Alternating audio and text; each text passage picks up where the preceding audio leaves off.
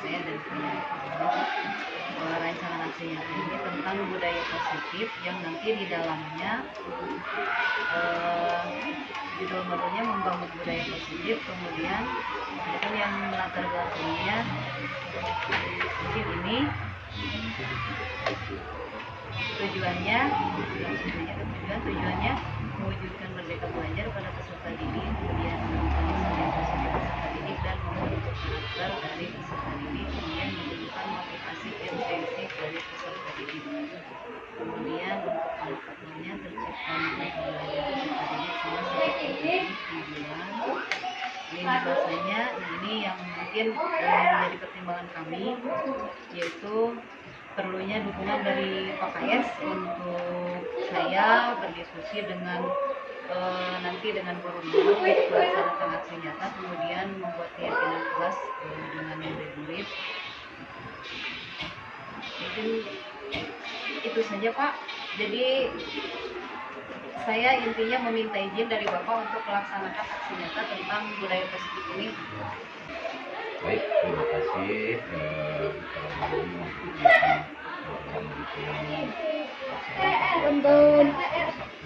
Tugas dari Indra.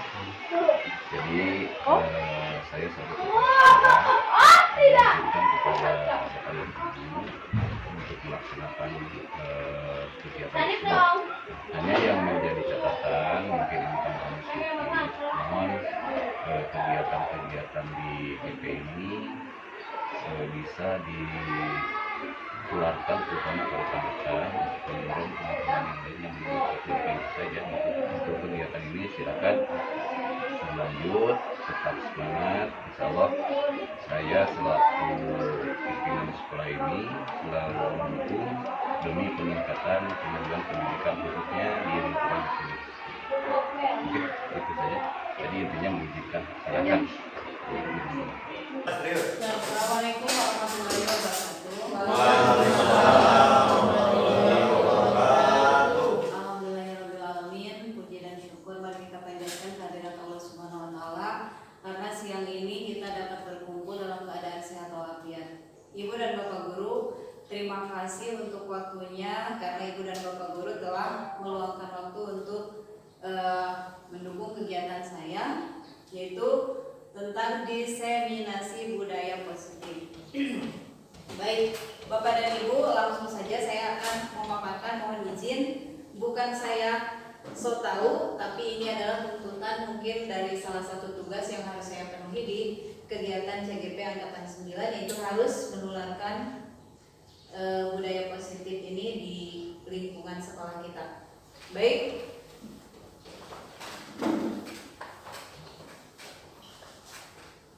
Bapak dan Ibu, konsep inti budaya positif ada beberapa bagian. Yang pertama, perubahan paradigma belajar. Yang kedua, disiplin positif. Yang ketiga, nilai-nilai kebajikan. Yang keempat, kebutuhan dasar manusia. Yang kelima, motivasi perilaku manusia. Yang keenam, posisi kontrol guru. Kemudian keyakinan kelas. Dan yang terakhir, mengenai segitiga restitusi. Apa itu budaya positif? Di sini dijelaskan bahwa budaya positif adalah nilai-nilai atau keyakinan-keyakinan dan kebiasaan-kebiasaan di sekolah yang berpihak pada murid agar murid dapat berkembang menjadi pribadi yang kritis, penuh hormat dan bertanggung jawab sehingga bisa mewujudkan profil pelajar Pancasila. Pembelajaran dengan paradigma baru, mohon maaf ada kesalahan pengetikan. Pembelajaran dengan paradigma baru yaitu merupakan pembelajaran yang dirancang berdasarkan prinsip pembelajaran berdiferensiasi sehingga para peserta didik belajar sesuai kebutuhannya berdasarkan tahap perkembangan sesuai teori psikologi modern untuk mewujudkan profil pelajar Pancasila. Selanjutnya, kita kadang-kadang salah paham tentang teori kontrol ini atau yang disebut dengan miskonsepsi. Nah, di sini dijelaskan bahwa ilusi guru mengontrol murid. Guru memaksa murid untuk mengikuti apa yang menjadi perintah atau keinginan guru. Kemudian Yang kedua, ilusi bahwa kritik dan membuat orang merasa bersalah dapat menguatkan karakter. Kita kadang-kadang sebagai guru membuat siswa merasa bersalah untuk menguatkan karakter, padahal itu jelas-jelas salah, ya. Salah karena di sini ada kesalahpahaman tentang konsep teori kontrol. Kemudian yang ketiga, ilusi bahwa semua penguatan positif efektif dan bermanfaat. Guru dengan memberikan pujian ke siswa untuk menguatkan karakter anak, seperti jika kamu rajin belajar akan mendapatkan juara 1.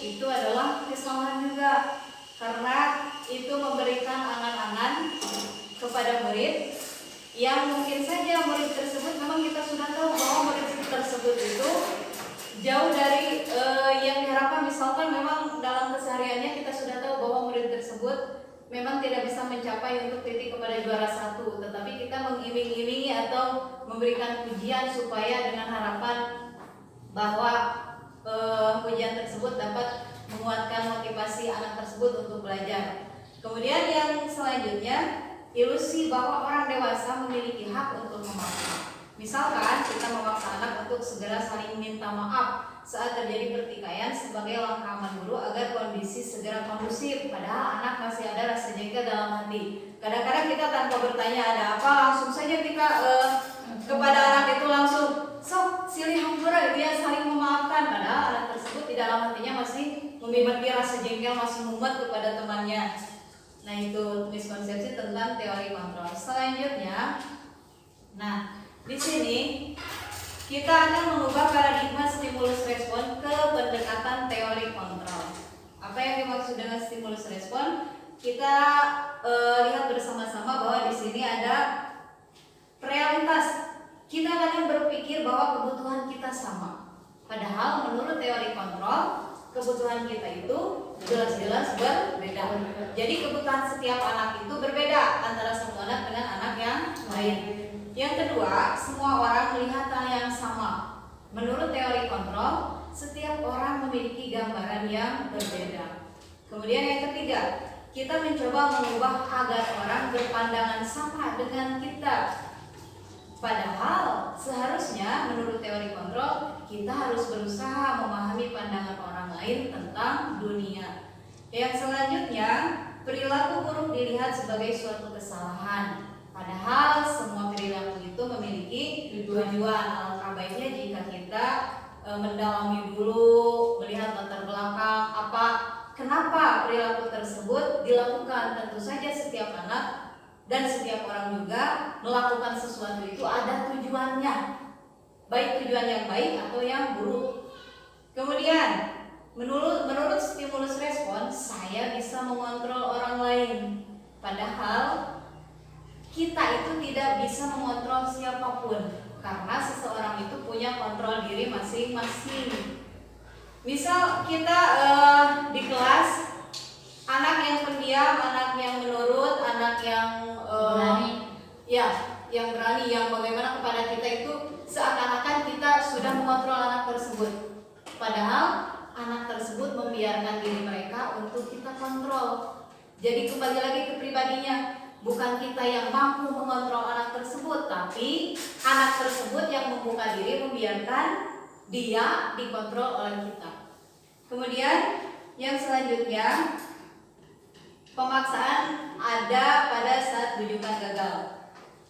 Padahal menurut teori kontrol, kolaborasi dan konsensus menciptakan pilihan-pilihan baru. Selanjutnya mengenai disiplin positif.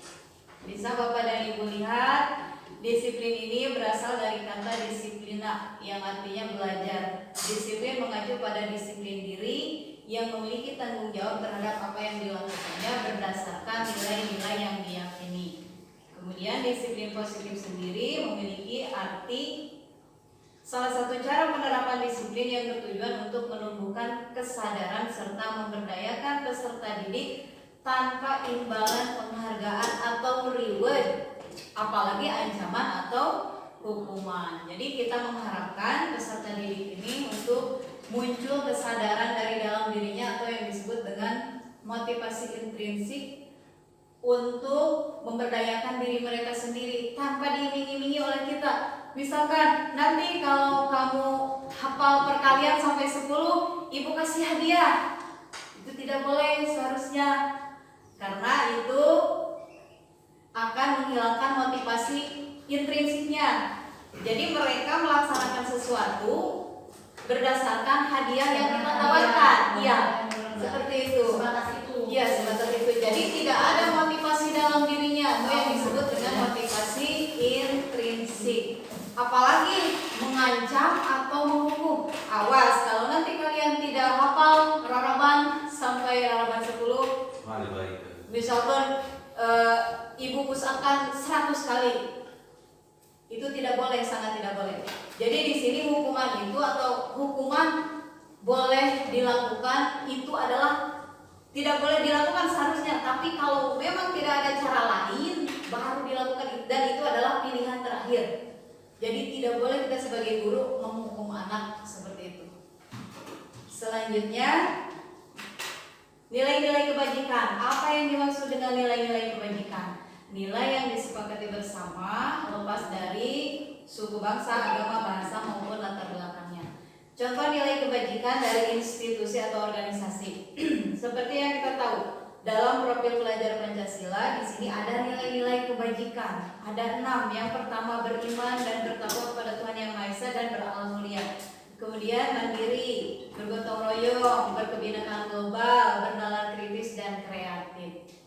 Kemudian menurut Ibo Primarius atau PYP, ini adalah organisasi dunia yang membahas tentang nilai-nilai kebajikan yang membuat anak merasa aman dan nyaman berada di lingkungan sekolah. Di sini dibahas bahwa yang termasuk ke dalam nilai kebajikan adalah toleransi, rasa hormat, integritas, mandiri, menghargai, antusias, empati, keingintahuan, kreativitas, kerjasama, percaya diri, dan komitmen.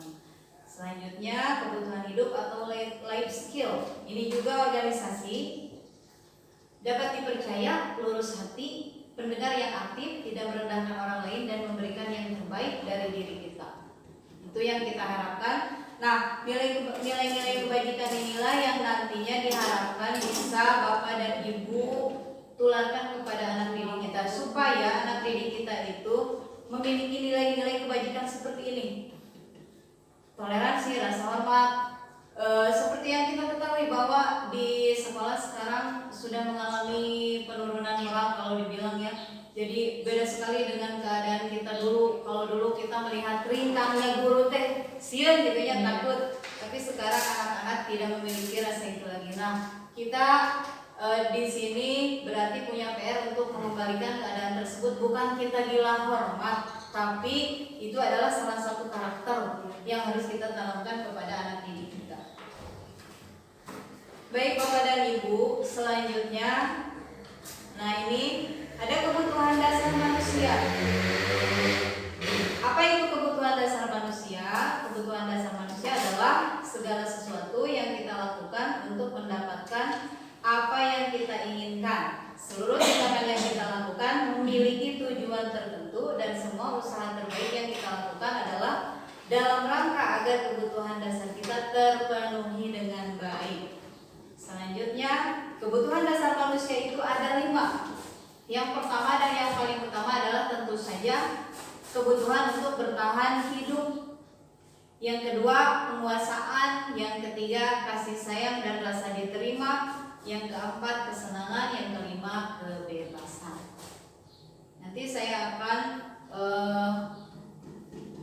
paparkan satu persatu apa yang dimaksud dengan kebutuhan dasar manusia dari yang paling pertama sampai yang terakhir. Yang pertama, kebutuhan bertahan hidup. Tentu setiap manusia ini, kita sebagai manusia makhluk sosial, yang paling utama dan yang paling pertama adalah butuh untuk bertahan hidup atau survival. Jadi di sini ada kebutuhan yang bersifat fisiologis, misalnya kesehatan, rumah, dan makanan. Ini adalah hal yang paling utama. Pertama, rumah, makanan, kesehatan, pakaian, dan sebagainya itu sudah menjadi kebutuhan kita. Kemudian yang selanjutnya kebutuhan biologis. Nah, kebutuhan biologis ini mengacu pada proses reproduksi kita. Jadi kita membutuhkan pasangan untuk meneruskan generasi-generasi selanjutnya. Ini gunanya untuk mempertahankan, untuk bertahan hidup juga. Jadi kita harus berkembang dan memiliki keturunan. Berkembang biak. Iya, berkembang biak. Selanjutnya, kebutuhan psikologis.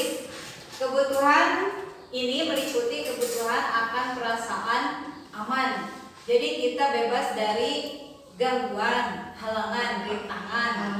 Ya, jadi kita harus merasa aman dan nyaman. Contoh membuli. Ya, kalau di anak ini berarti dijauhkan dari perundungan misalnya. Jadi mereka merasa aman secara psikologis, secara jiwanya mereka terpenuhi kebutuhan hidupnya. Selanjutnya, kebutuhan dasar manusia yang selanjutnya adalah kasih sayang dan rasa diterima atau love and belonging. Kebutuhan ini adalah kebutuhan untuk disayangi dan diterima.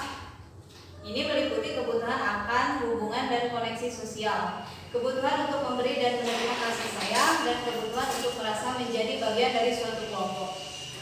Bapak dan Ibu bisa bayangkan kalau misalkan kita kebutuhan dasar ini tidak kita dapatkan, bukan kepada konteksnya, bukan kepada anak didik saja, tapi kepada kita secara pribadi. Apa yang terjadi jika kebutuhan ini tidak terpenuhi? Mungkin ada hal-hal yang menjadi merasa ada yang kurang dari diri gitu ya. Karena kita membutuhkan untuk bersosialisasi, seperti masuk ke sekolah ini, memiliki teman, memiliki kelompok, memiliki orang-orang yang dekat gitu. Selanjutnya, penguasaan. Nah ini semua orang pasti ingin memiliki pengakuan atas kemampuannya. Semua orang ingin diakui atas kemampuannya, termasuk anak. Kebutuhan ini berhubungan dengan untuk mencapai sesuatu, menjadi kompeten, menjadi terampil, diakui atas prestasi dan keterampilan, didengarkan dan memiliki rasa harga diri.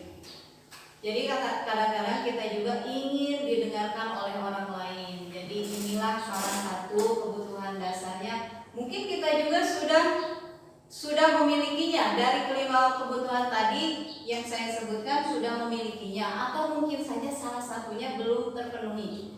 Bayangkan di anak juga seperti itu, Bapak dan Ibu. Jadi mungkin saja anak-anak yang berperilaku kurang baik di sekolah ada kebutuhan dasar yang tidak mereka penuhi di keluarganya, sehingga ketika di sekolah mereka mencari cara supaya bagaimana caranya agar mereka mendapatkan kebutuhan yang tidak terpenuhi di rumahnya.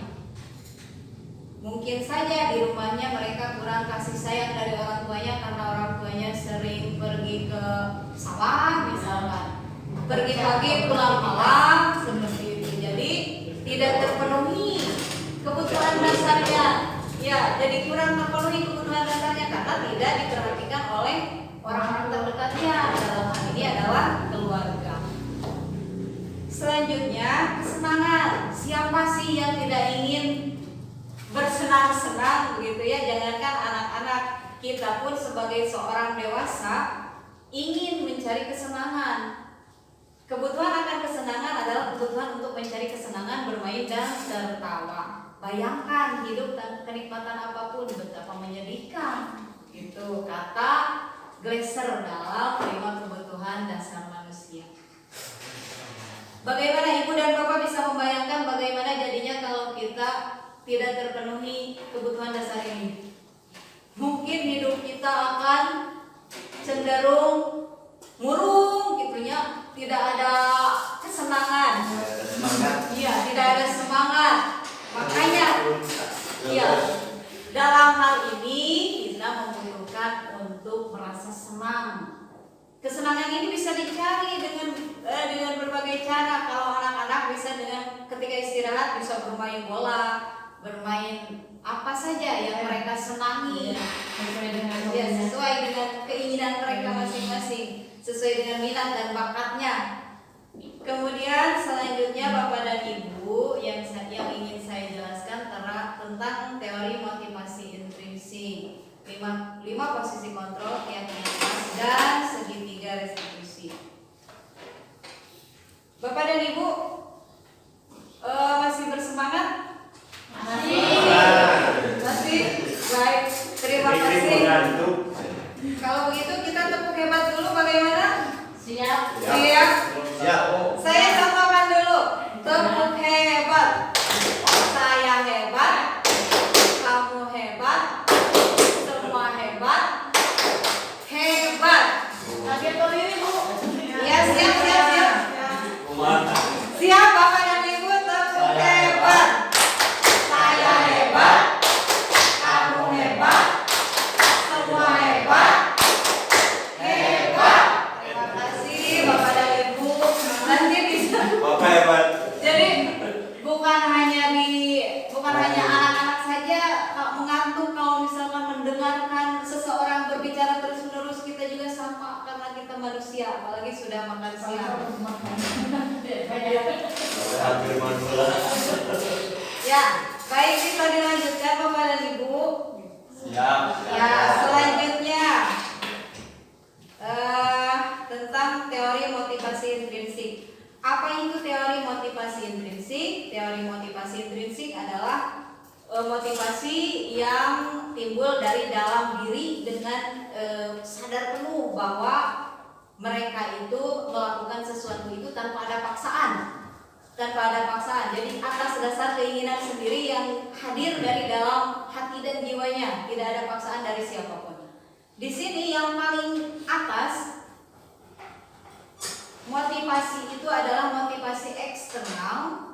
Kita analogikan sebagai untuk menghindari ketidaknyamanan atau hukuman. Biasanya kita melakukan sesuatu itu atas dasar untuk menghindari ketidaknyamanan atau hukuman. Misalkan, apa yang akan terjadi apabila saya tidak melakukannya? Karena ini takut akan hukuman. Yang kedua, untuk mendapatkan imbalan dari orang lain atau institusi. Ini juga masih motivasi eksternal. Apa yang akan saya dapatkan apabila saya melakukannya? Nah, yang kita harapkan hadir dari diri peserta didik kita atau murid-murid kita adalah yang ketiga, untuk menghargai diri sendiri. Ini adalah tujuan dari disiplin positif. Saya akan menjadi orang seperti apa apabila saya melakukannya, atau saya akan menjadi orang seperti apa apabila saya tidak melakukannya. Itu adalah, nah ini yang ketiga ini yang diharapkan hadir dari dalam diri murid kita. Tidak ada pemaksaan, tidak ada imbalan, tidak untuk menghindari hukuman. Jadi diharapkan mereka melakukan sesuatu itu karena keinginan mereka sendiri, yang hadir dari diri sendiri, yang gunanya untuk menghargai diri mereka sendiri. Selanjutnya ada yang disebut dengan dihukum oleh penghargaan. Bagaimana ini? Bagaimana analoginya dihukum oleh penghargaan itu? Yang pertama, penghargaan itu apabila kita memberikan penghargaan kepada anak, tentu itu penghargaan itu akan menurunkan kualitas si anak tersebut. Yang kedua, penghargaan itu bisa mematikan kreativitas anak tersebut. Dan yang ketiga, penghargaan itu mengurangi motivasi intrinsik. Penghargaan yang bagaimana yang bisa mematikan kreativitas, kualitas, dan mengurangi motivasi dari dalam diri mereka. Seperti tadi kita iming-imingi dengan sesuatu, maka itu akan mengurangi kualitas, kreativitas, dan menurunkan motivasi dari dalam diri mereka. Karena keinginannya itu bukan karena datang dari hati. Bukan. Jadi karena sebuah ujian, misalnya ujian yang berlebihan. Bapak dan Ibu, ya dalam menguji itu kita tidak boleh memuji. Misal memberi hadiah, kita hanya memberi hadiah kepada orang-orang tertentu. Misal, si anak ini siapa yang bisa mengerjakan? Silakan ke depan, nanti ibu kasih hadiah nih, permen misalnya. Itu boleh saja dilakukan, tapi harus semua dikasih hadiah. Tidak boleh satu-satu. Hanya mungkin yang membedakannya misalkan banyak yang sedikitnya atau bagaimana itu? Untuk kan tadi ada yang mampu ya, ada yang tidak mampu. Berarti yang mampu itu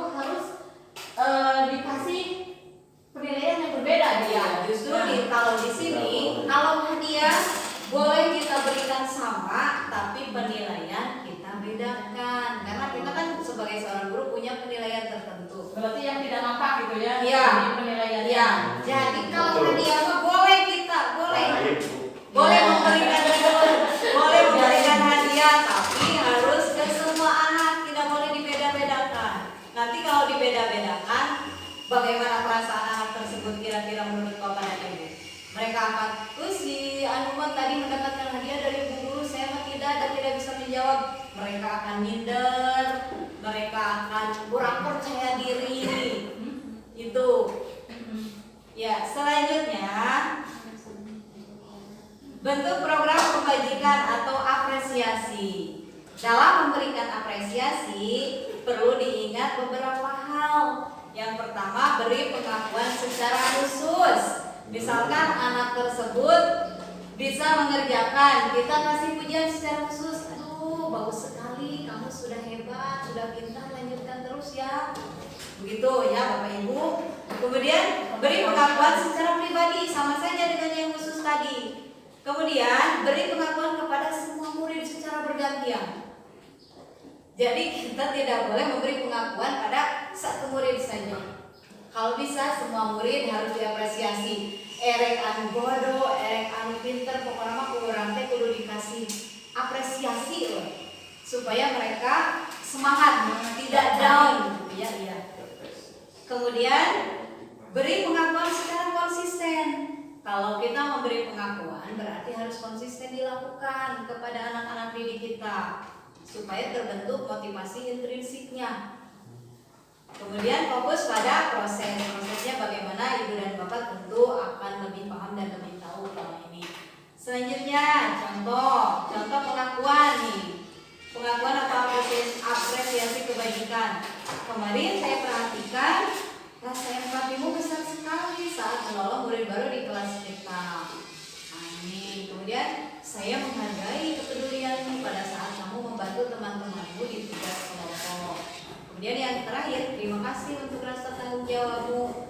Jadi nilai kebajikannya ini Bu, rasa empati, kepedulian, rasa tanggung jawab, disiplin itu adalah nilai kebajikan. Nilai kebajikan yang tentu saja kita sudah menerapkannya di sekolah kita, di kelas kita, tapi mungkin kita tidak sadar bahwa hal tersebut adalah nilai-nilai kebajikan. Selanjutnya, nah di sini ada beberapa hal yang membedakan antara hukuman dan konsekuensi. Ibu dan Bapak diharapkan bisa membedakan apa itu hukuman dan apa itu konsekuensi. Contoh di sini, mencatat 100 kali di dalam buku kalimat saya tidak akan terlambat lagi karena terlambat ke sekolah. Menurut Bapak dan Ibu itu hukuman atau konsekuensi? Hukuman atau konsekuensi? Nomor 1.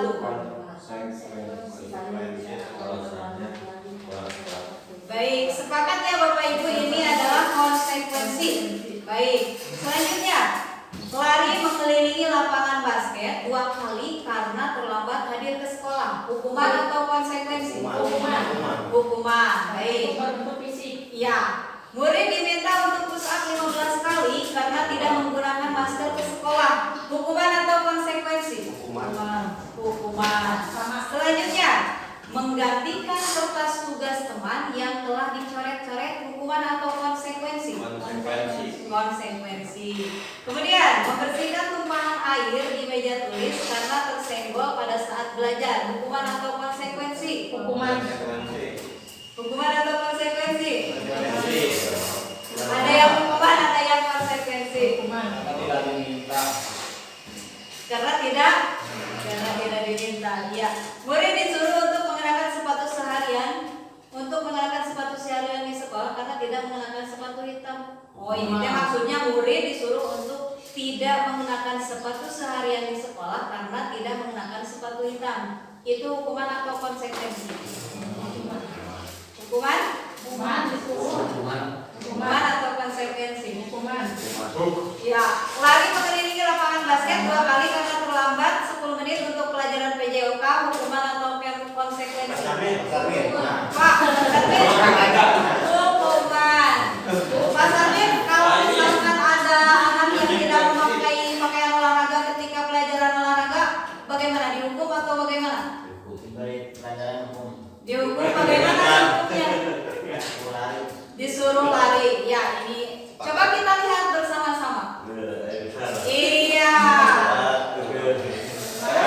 Yang pertama hukuman, yang kedua hukuman, yang ketiga hukuman, yang keempat konsekuensi. Nah, yang tadi lari mengenai lapangan basket 2 kali karena terlambat 10 menit untuk pelajaran PJOK ini konsekuensi. Apa yang membedakan konsekuensi atau hukuman Bapak dan Ibu? Sudah menerapkannya sebenarnya di kelas kita. Menurut Bapak dan Ibu, yang Bapak dan Ibu lakukan di kelas itu lebih kemana? Kalau kepada anak, menghukumkan, membuat merasa bersalah, atau sebagai teman, pemantau, atau manajer? Yang mana yang sering Bapak Ibu lakukan? Penghukum. Kalau saya, yang sering saya lakukan adalah posisi yang pertama dan yang kedua, penghukum dan membuat rasa bersalah. Kalau menghukum itu berarti dasar kamu, misalkan, dasar kamu nakal, itu menghukum. Kalau membuat rasa bersalah mah begini, bagaimana sih kamu ini, kamu tidak ingat perjuangan ayah dan ibumu menyekolahkan kamu itu belaan hulu dijen suku dijen hulu, misalkan. Itu membuat anak merasa bersalah karena iya, karena mereka dihubungkan dengan pengorbanan ibu dan bapaknya. Kalau posisi teman, kita menghukum anak yang melanggar peraturan misalkan, tapi dengan pendekatan yang lebih kepada seperti teman. Kamu kenapa sih misalkan melanggar peraturan terus? Ayo dong kamu sekarang mah tepati, jadi santai gaya anaknya. Kalau pemantau tetap merasa anak itu tidak nyaman, akan tetapi pemantau itu seperti misalkan kamu harus tinggal di kelas ketika istirahat karena kamu tidak mengerjakan PR, tapi guru harus memantau gitu, harus memantau anak tersebut sampai anak tersebut selesai mengerjakan PR selama istirahat. Tetap anak tidak merasa nyaman karena anak dibuat tinggal di kelas ketika jam istirahat sementara teman-temannya bermain di luar. Yang terakhir ini adalah posisi ideal. Posisi yang diharapkan dari seorang guru itu adalah ketika menghukum anak itu di posisi manajer. Apa itu posisi manajer? Posisi yang membuat anak itu tidak merasa disalahkan, tapi mereka akan memperbaiki perilakunya karena keinginan mereka sendiri. Bertanggung jawab atas apa yang dilakukannya dengan kesadaran sendiri, bukan karena paksaan dari orang lain. Misal, contohnya, nah, di sini ada kasus siswa tidak memakai atribut lengkap saat upacara bendera, hormat pada bendera selama 1 jam, itu menghukum. Kemudian yang kedua, berapa kali ibu dan bapak harus memberitahu kamu selalu saja mengecewakan ibu dan bapak. Nah, ini membuat rasa bersalah. Kalau ibu dan bapak sering berucap seperti ini kepada anak didik kita, berarti kita telah menghukum mereka dengan membuat mereka merasa bersalah. Kemudian yang keempat, ayo dong ikuti aturan sekolah, tolong bantu ibu dan bapak ya. Nanti misalkan ibu dan bapak guru nanti ditegur oleh kepala sekolah. Nah, ini teman. Kalau pemantau, kamu sudah melanggar peraturan, kamu tahu konsekuensinya. Setelah upacara kamu harus beli atributnya ke koperasi dan jangan diulangi lagi. Ini pemantau. Kemudian manajer. Kalau manajer, ketika siswa tidak memakai atribut saat upacara, kita tanya mereka secara baik-baik. Apakah kamu tahu apa kesalahanmu? Dengan nada bicara yang lembut. Kira-kira bagaimana kamu memperbaiki kesalahan kamu? Itu yang akan kita ucapkan ketika kita menggunakan posisi manajer untuk memperbaiki kesalahan anak. Begitu Bapak dan Ibu. Ini sudah. Nah, satu lagi Bu. Satu lagi tentang apa itu restitusi, segitiga restitusi. Tadi posisi posisi kontrol kita yang terbaik adalah dalam posisi manajer. Dengan pendekatan yang bagaimana seharusnya kita menggunakan teori kontrol tadi dengan menggunakan segitiga restitusi. Apa itu restitusi? Restitusi merupakan proses kolaboratif yang mengajarkan murid untuk mencari solusi untuk masalah mereka dan membantu murid berpikir tentang orang seperti apa yang mereka ingin menjadi tujuan mulia dan bagaimana mereka harus memperlakukan orang lain. Ini bisa Bapak dan Ibu lihat 9 ciri-ciri restitusi. Restitusi ini sering dideskripsikan sebagai segitiga yang disebut dengan segitiga restitusi. Kita melakukan pendekatan kepada anak yang membuat pelanggaran itu. Yang pertama, segitiga restitusi ini menggunakan validasi tindakan salah. Misal, kamu tahu apa yang kamu lakukan, apa yang kesalahan kamu, itu validasi tindakan. Kemudian yang pertama menstabilkan identitas dulu, yang kedua validasi tindakan salah. Jadi orang kecil berbicara kepada anak teh, semua orang itu wajar membuat kesalahan karena kita bukan malaikat misalkan. Ibu dan bapak guru juga pernah melakukan kesalahan. Tapi apakah kamu bersedia memperbaikinya? Misalkan begitu. Kemudian menanyakan keyakinan. Bagaimana keyakinan? Kita kaitkan dengan keyakinan kelas. Bapak dan Ibu sudah membuat keyakinan kelas belum? Belum. Baik.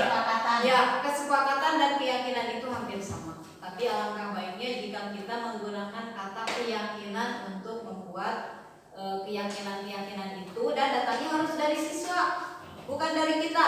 Jadi jangan sampai kita langsung print, tempel ya keyakinan kelasnya. Itu tidak boleh karena seharusnya ya yang ditanyakan. Kemarin saya sudah membuat ini contoh dari keyakinan kelas yang saya buat dari kelas 6. Saya bagikan kertas origami kepada mereka dan tulis apa yang ingin mereka yakini di kelas. Misalkan, Bu, saya mah ingin jangan terlambat masuk kelas, atau saya mah ingin semua harus sadar akan kebersihan. Dikelompokkan dari sini, dari sekian banyak ada 38 pendapat, itu kita kelompokkan menjadi 8 dengan menggunakan nilai-nilai kebajikan yang tadi. Apa saja nilai kebajikan? Disiplin, terus tanggung jawab, saling menghargai dan menghormati. Misal, Bu, saya ingin misalkan tidak ada bully di sekolah. Kita bisa kelompokkan dalam saling menghargai dan menghormati orang lain. Kita dimasukkan. Selanjutnya, nah ini keyakinan kelas. Ibu dan Bapak, ini adalah materi terakhir tentang keyakinan kelas. Seperti yang tadi saya utarakan bahwa peraturan kelas dan keyakinan kelas itu beda. Kalau peraturan bersifat memaksa, seperti memaksa di tata tertibnya, seperti memaksa. Tapi kalau keyakinan kelas, kita harus mendengarkan curah pendapat dulu dari anak. Anak ingin apa, anak ingin bagaimana, silakan tuangkan. Dan nanti hasilnya harus ditandatangani oleh semua siswa. Jadi mereka yang membuat dan mereka harus bertanggung jawab menjalankannya. Dan itu dibuktikan dengan tanda tangan yang ada di sini. Semuanya termasuk ibu dan bapak juga harus mencantumkan tanda tangan di situ karena ibu dan bapak adalah guru kelasnya. Kemudian peraturan dan keyakinan kelas itu berbeda. Seperti ini, selalu mengembalikan buku ke tempatnya, berarti kalau keyakinan kelasnya kita paparkan dulu kepada anak apa itu nilai-nilai kebajikan. Kita harus menggunakan kalimat-kalimat positif dalam membuat keyakinan kelas. Seperti apa kalimat positif itu? Seperti tidak boleh menggunakan kata jangan membuang sampah sembarangan. Kita ganti saja menjaga kebersihan. Itu berarti masuk. Menjaga kebersihan itu bukan hanya lingkungan tapi diri mereka sendiri. Kebersihan dirinya, kebersihan pakaiannya, kebersihan kelasnya, dan kebersihan lingkungannya itu berarti masuknya ke dalam menjaga kebersihan. Kemudian hadir ke sekolah 15 menit sebelum pembelajaran dimulai, berarti anak sudah berkomitmen. Kemudian dilarang melakukan kekerasan, berarti keselamatan dan menghormati orang lain. Nah, ini bedanya peraturan dan keyakinan. Kalau peraturan begini, kalau keyakinan itu lebih kepada kalimat-kalimat positif yang dipakai menggunakan nilai-nilai kebajikan yang seperti tadi saya katakan. Baik Bapak dan Ibu, mungkin itu saja yang perlu saya sampaikan. Silakan kalau misalkan Bapak dan Ibu ada yang ingin didiskusikan. Saya tidak meminta Ibu dan Bapak bertanya. Saya ingin Bapak dan Ibu sama-sama berdiskusi dengan saya. Misalkan ada apa saja, penemuan apa saja di kelas kita yang berhubungan dengan materi-materi yang saya ceritakan. Silakan Bapak dan Ibu. Baik, Bu Lina, silakan Ibu. Ibu mau bertanya apa Ibu? Assalamualaikum warahmatullahi wabarakatuh. Waalaikumsalam. Ya. Ya, saya ada ya Bu. Iya. Karena tadi Pak Ibu sudah menerangkan apa yang sudah dikandang sama Ibu, sekilas saya mencerna di sini tentang budaya positif di Ya. sekolah. Ya. Di sini budaya positif di sekolah ini adalah nilai-nilai atau kegiatan atau kebiasaan-kebiasaan anak di sekolah yang berpihak pada murid. Iya. Nah, ditujukan kepada murid dapat berkembang menjadi pribadi yang baik dan bisa hormat dan bisa juga bertanggung jawab. Yang ingin saya tanyakan kepada Ibu ya, ini dari sebenarnya Ya. rasa penghormatan sama rasa tanggung jawab, emang semua anak sebagian tidak merasa tanggung jawab Ya. terhadap apa yang sudah diatur oleh sekolah. Ya. Tidak bisa mentaati peraturan-peraturan yang ada di sekolah.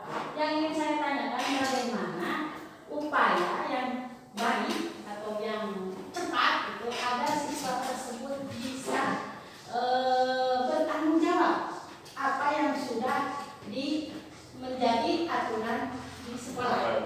Karena kebanyakan siswa di sekolah dari kelas 1 sampai kelas 6 kebanyakan semua siswa hampir tidak bertanggung jawab. Contoh, ada sampah di depan kelas, tidak mau memungut sampah pada tempatnya. Itu kan salah satu siswa tidak bertanggung jawab terhadap kebersihan sekolah atau lingkungan kelas. Nah, yang saya tanyakan bagaimana caranya supaya anak tersebut bisa bertanggung jawab terhadap peraturan-peraturan yang ada di sekolah. Karena semua siswa itu mengabaikan terhadap tanggung jawab tersebut. Terima kasih. Assalamualaikum warahmatullahi wabarakatuh. Waalaikumsalam warahmatullahi wabarakatuh. Terima kasih Bu Lina atas curah pendapatnya. Nanti kita diskusikan bersama teman-teman. Tapi di sini saya ingin menjawab, mungkin ini kurang tepat. Kalau kurang tepat boleh Bapak dan Ibu tambahkan. Ini sharing saja karena ini adalah masalah kita bersama. Karena bukan di kelas Ibu saja, di kelas saya pun sama demikian Bu. Maka abdi mah ngajar lagi di kelas gendut gitu ya, kelas tinggi ceritanya, tapi kebanyakan anak memang demikian. Jadi kalau menurut saya ini berkaitan dengan keyakinan kelas Bu. Jadi kita harus membuat keyakinan kelas yang di dalamnya mereka sendiri harus membuatnya, ada tidak nanti misalkan menjaga kebersihan, mengerjakan piket atau ketika melihat sampah kita pungut dan buang misalkan. Kita buat keyakinan kelas dulu dari anak, digali supaya nanti timbul kesadaran. Karena kalau sudah menjadi keyakinan, insya Allah mereka akan menempatinya. Kemudian begini Bu, jadi sesuatu yang positif itu tidak serta-merta akan terwujud dengan tiba-tiba. Ada prosesnya, berarti ada andil kita juga, harus ada teladan dari kita juga. Kalau saya Bu Ina menyarankan kita melakukan pembiasaan-pembiasaan positif, misalkan membersihkan sampah setiap hari atau mereka beri pemahaman terus tentang pentingnya membersihkan lingkungan, misalnya jangan jauh-jauh lah, lingkungan kelas saja dulu begitu. Dengan dibiasakan secara konsisten. Konsisten kita harus urang teh kudu bawel we gitu ka budak teh. Itu ada sampah misalkan tolong dipungut anak-anak karena kita punya keyakinan kelas kita yang kalian sendiri yang ingin adalah menjaga kebersihan misalkan seperti itu. Mungkin ada pendapat dari Bapak Ibu yang lain, disilakan kita sharing saja Bu. Pak, Tapi kan kadang-kadang sudah memiliki keyakinan lagi. Iya. Nah, saya juga hampir pernah itu memiliki keyakinan pas karena mungkin saya tidak tahu keyakinan seperti ini, gitu kan. Iya. Tapi saya pernah di kelas 1 karena saya pernah ngajar di kelas 2 Iya. ya. Pernah ini harus dijaga ya kebersihan. Kamu mau apa? Misalkan di sini Bu katanya mau duduk tempat duduk saya begini-gini ya gitu. Tapi pas ketika saya ubah tempat duduk, langsung saya kalau sudah ubah tempat duduk, nanti saya harus benar-benar menjaga tempat duduk, membereskan tempat duduk supaya rapi atau menjaga kebersihan kelas. Ya Bu, waktu itu dia menunjukkan ya seminggu kemudian dia berubah lagi. berubah lagi karena saya tiap hari untuk membicarakan menjadikan kelas untuk kebersihan tiap hari Bu, tapi tidak mental. Iya. Mental itu bagaimana Bu? Itu di kelas saya mungkin di kelas lain enggak. Sama Bu. Kalau saya juga sama Bu seperti itu. Jadi yang dibangun itu sebetulnya harus kesadaran dari dirinya kalau menurut saya, karena banyak anak-anak yang memang kesadaran dari dalam dirinya itu belum keluar, belum muncul sepenuhnya begitu Bu. Jadi saya pun bingung bagaimana cara menanggulanginya kalau kasus demikian. Mungkin ada ibu dan bapak yang ingin menambahkan, boleh silakan. Mungkin diberi contoh oleh kita Iya. sebagai guru. Iya betul Pak, betul. Iya, teladan dari kita ya. Jadi anak-anak itu bisa mengikuti. Iya. Terima kasih Pak Cepi. Wina, semoga tidak puas dan nanti kita berdiskusi di belakang layar ya. Mau menambahkan Wina, tapi mohon maaf. Boleh silakan Pak Asep. Bismillahirrahmanirrahim. Assalamualaikum warahmatullahi wabarakatuh. Waalaikumsalam. Bapak Ibu guru yang saya hormati, saya mau mengulas atau menambahkan tentang hal-hal yang ditanyakan sama Ibu Wina tadi. Sebetulnya dari penjelasan tadi Bu Risna yaitu sebagai GP, mungkin kita itu diharuskan untuk membentuk karakter siswa intinya ya, supaya menjadi siswa yang lebih baik. Tentunya tahapan-tahapannya atau hal-halnya tadi sudah dijelaskan atau dipaparkan sama Ibu Desis tadi. Kaitan dengan pertanyaan Ibu tadi, bagaimana caranya apa tadi disebutnya kebiasaan tentang kebersihan atau sikap-sikap yang baik-baik tadi itu alangkah baiknya paling utama dimulai dulu dari kelas bawah supaya kelas yang lebih atas seperti kelas saya atau kelas 4 itu Sudah terbiasa. Nah, kembali lagi kepada Ibu sebagai guru kelas 1 sebetulnya.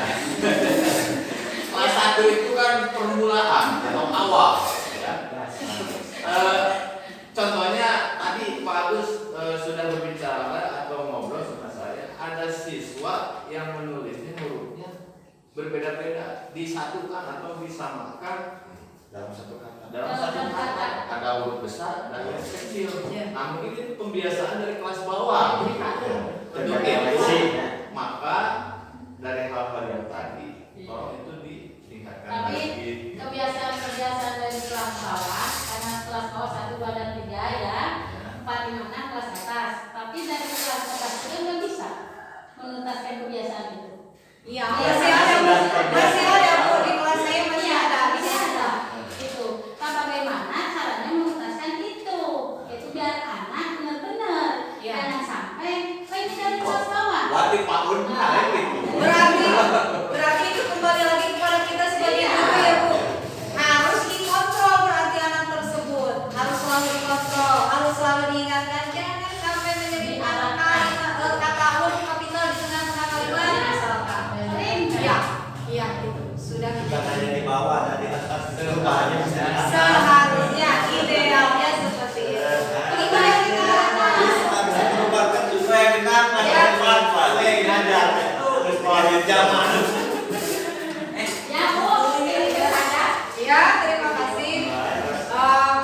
Terima kasih Pak Cepi, Bu Lina, Pak Asep, dan rekan-rekan guru yang lain tadi atas diskusinya. Insya Allah ini akan menjadi pembelajaran yang berharga untuk saya dan mungkin untuk perbaikan-perbaikan kita semua demi mewujudkan sekolah yang kita impikan dengan karakter anak yang baik. Ya.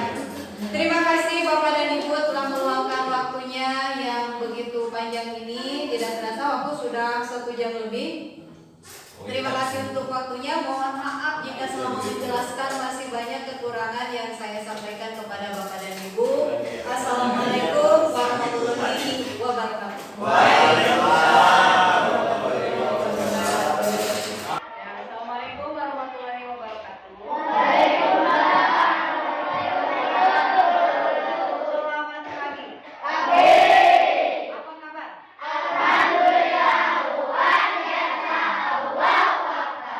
Baik, anak-anakku, hari ini kita akan praktek membuat keyakinan seperti yang sudah saya janjikan minggu yang lalu. Dalam keyakinan kelas ini ada beberapa hal yang harus kalian lewati. Yang pertama, curang pemikiran, mencurahkan pemikiran kalian. Nanti akan Ibu bagikan kertas ini, kemudian kalian isi dengan apa-apa yang ingin kalian curahkan. Misalnya, keyakinan apa yang ingin kalian ada di kelas ini. Contohnya, misal datang harus tepat waktu. Ya, mengerti? Baik, tolong Arif dibantu dibagikan.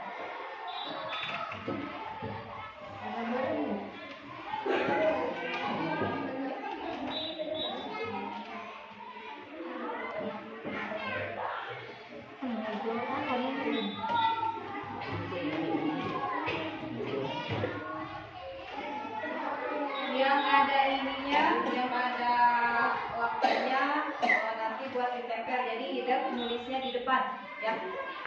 Terus, sudah semuanya? Sudah.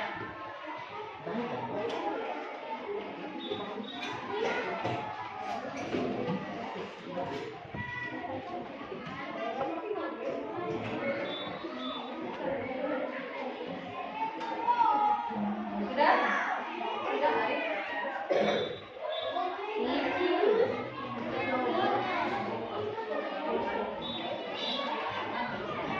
Ya. Sok.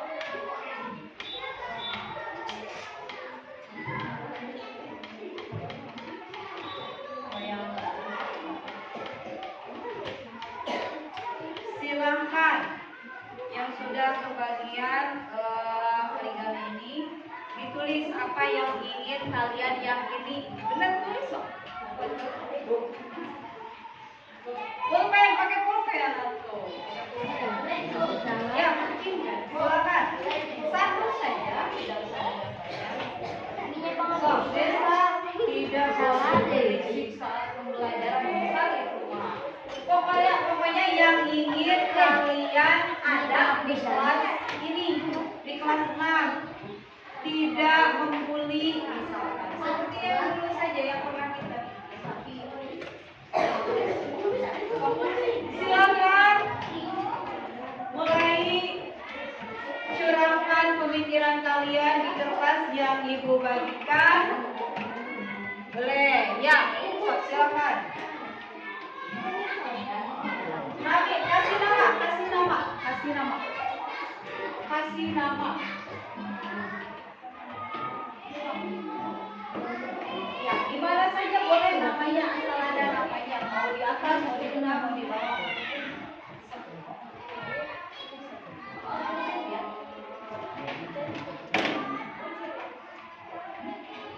Sok, Singarage sampai kaget.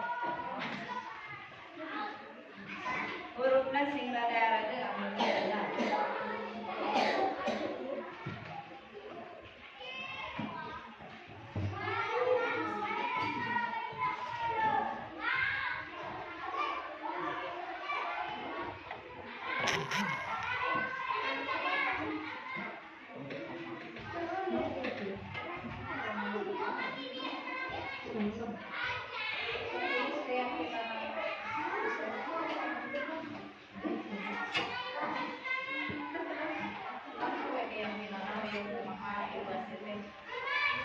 Tidak usah bingung-bingung, pokoknya apa yang kalian inginkan di kelas ini, yang kalian yakini, curahkan saja pemikiran kalian di kertas ini.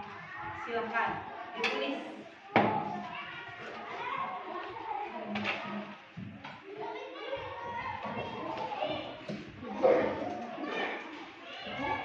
Sudah? Yang sudah perhatikan, yang sudah kalian buka ini, Lena buka, maju ke depan, tempel di sini yang rapi.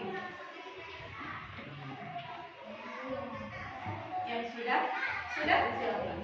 So, tempel di depan. Sudah dibuka?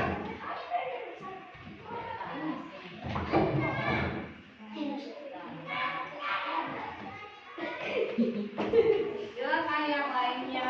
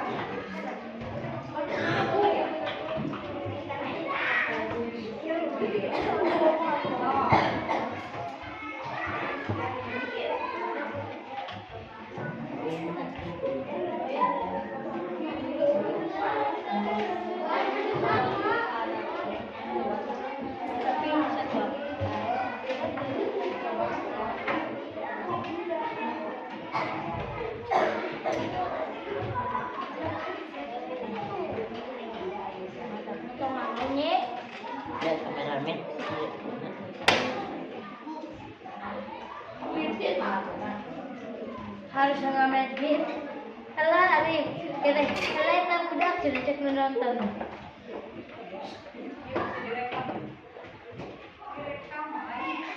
Cepat itu. Di depan ya bu.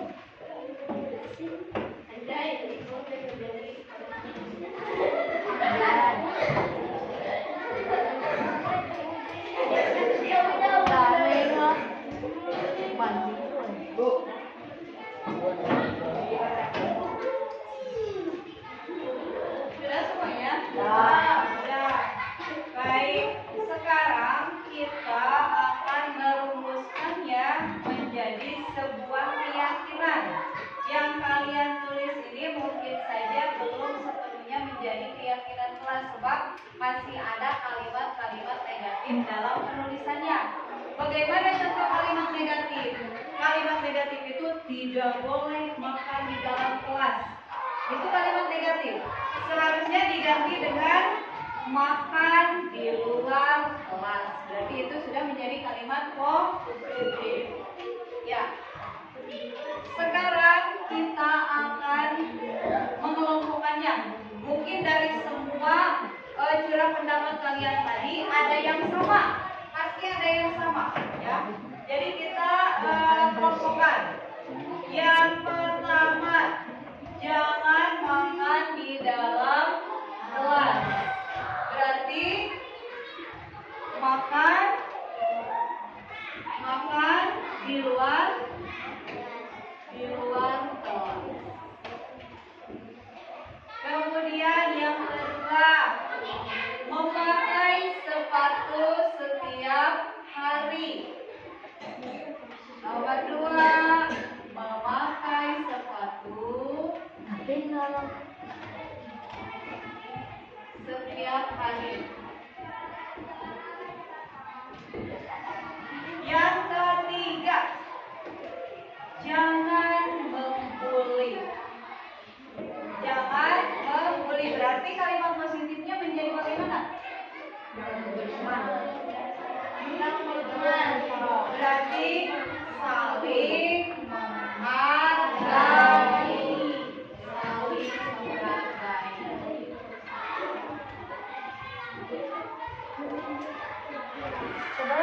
Kemudian yang selanjutnya, buang sampah pada tempatnya. Yang keempat, berarti iya. Oh, datang tepat waktu kan sama. Datang tepat waktu berarti ya naon ya?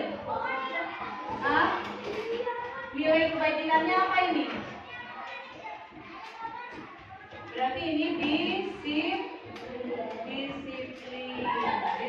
waktu, disiplin berpakaian. Berpakaian yang rapi, memakai sepatu setiap hari, datang tepat waktu, ini sudah termasuk ke disiplin. Kemudian selanjutnya, buang sampah pada tempatnya. Kalau membuang sampah pada tempatnya berarti menjaga kebersihan.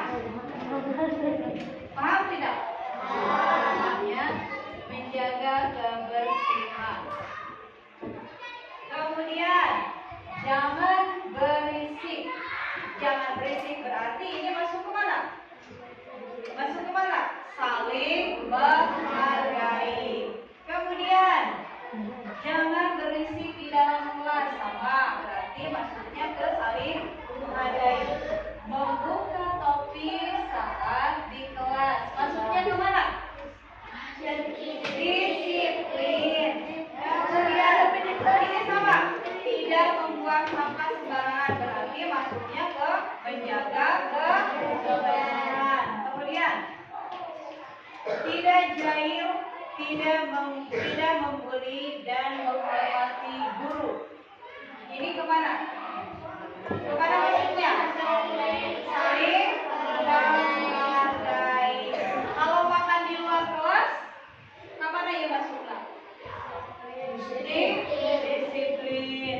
Selanjutnya, pakaian harus rapi. Maksudnya ke disiplin. Kemudian buang sampah pada tempatnya sama. Mengerjakan piket kelas. Ini mengerjakan piket kemana maksudnya? Maksudnya kemana? Kesadaran diri. Atau tanggung jawab berarti ya. Tanggung jawab dalam kesadaran diri, tanggung jawab.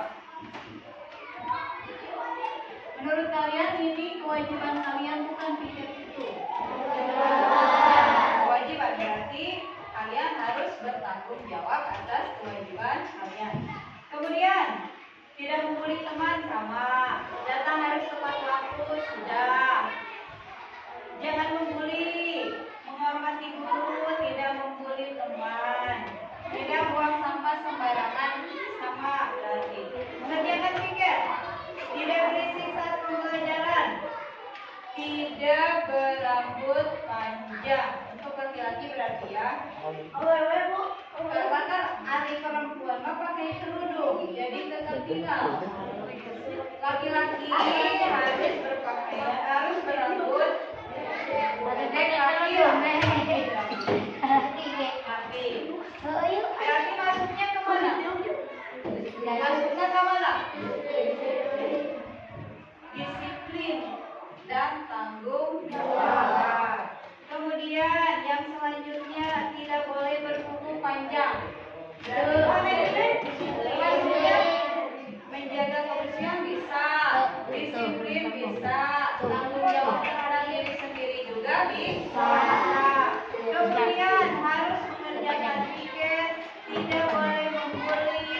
Jangan membawa HP. Tidak membuli teman, tidak membuli teman, tidak boleh membawa HP kecuali disuruh oleh guru. Kemudian membuang sampah pada tempatnya.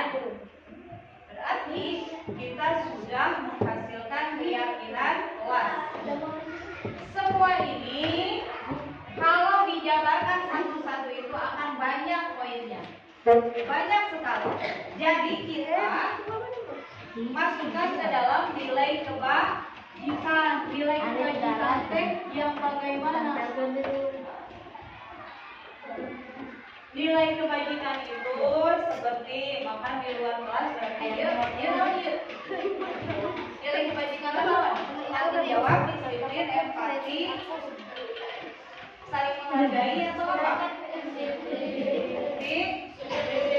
Kemudian memakai sepatu setiap hari, disiplin bukan? Disiplin dan tanggung jawab. Itu sama. Kemudian datang tepat waktu juga ini disiplin. Menjaga kebersihan itu tadi poin-poinnya apa saja poinnya?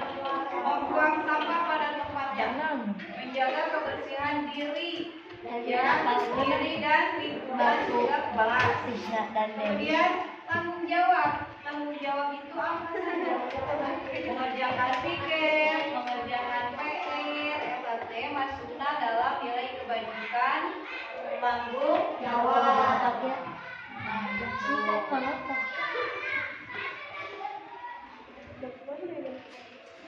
Sebentar. Nanti kalian akan saya suruh mencatat lagi nilai-nilai yang sudah kita yakini. Jeril ya. Jeril terus ya jajaran Arif tak? Satu lagi Arif. Satu lagi Arif.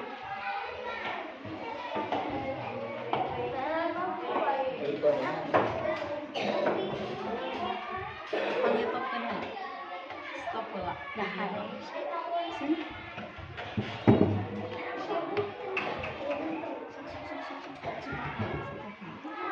Mengambil ini dari curah pendapat yang sudah kalian curahkan tadi di kertas ini. Jadi semua ini seharusnya kita bisa meyakini dan melaksanakannya dalam keseharian dan kelas kita. Ya, setuju? Oke.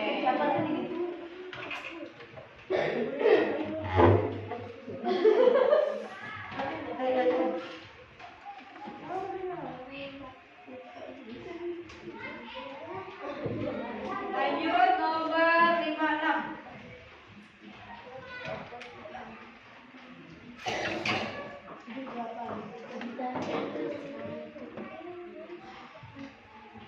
Terakhir.